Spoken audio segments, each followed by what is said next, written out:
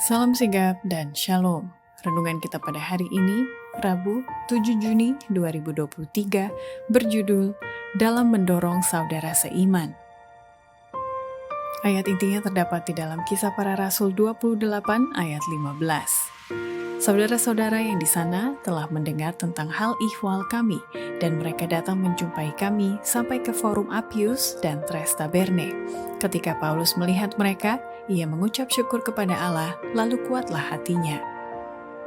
Pena Inspirasi menuliskan yang dimaksud dengan judul renungan kita pagi ini, dalam mendorong saudara seiman, adalah sebuah panggilan kehidupan yang praktis agar kita senantiasa menunjukkan sukacita sosial sebagai faktor yang menunjang kebahagiaan sejati dan sarana untuk memulihkan hubungan kita secara vertikal kepada Tuhan dan horizontal dengan sesama sebagai berikut. Pertama, salah satu metode dalam mendorong saudara seiman bekerja adalah hamba-hamba Kristus yang sudah tua harusnya didudukan sebagai penasihat. Kita harus menunjukkan keyakinan dalam diri orang muda kita. Mereka haruslah menjadi perintis dalam usaha yang mencakup kerja keras dan pengorbanan. Sementara hamba-hamba Kristus yang sudah tua harusnya didudukan sebagai penasihat untuk mendorong dan memberkati mereka yang gigih bertarung bagi Allah. Kedua, salah satu metode dalam mendorong saudara seiman bekerja adalah perlunya usaha dalam bertindak melakukan pekerjaan itu sendiri dengan sungguh-sungguh dan memohon kepada Allah satu pengetahuan akan diri mereka sendiri.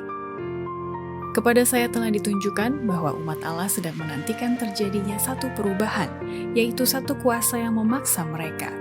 Tetapi mereka akan kecewa karena tidak benar. Mereka harus bertindak.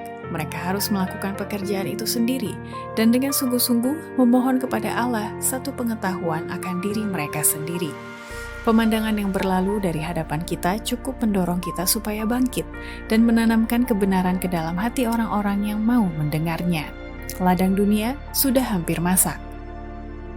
Ketiga, salah satu metode dalam mendorong saudara seiman bekerja adalah perlu ada motivasi, karena Tuhan menilai kebaikan dan kesetiaan lebih tinggi daripada kebesaran pekerjaan yang dilakukan. Pengakuan Tuhan tidak diberikan atas kebesaran pekerjaan yang dilakukan atau karena sudah diperoleh banyak hal, tetapi karena kesetiaan atas hal-hal yang sedikit.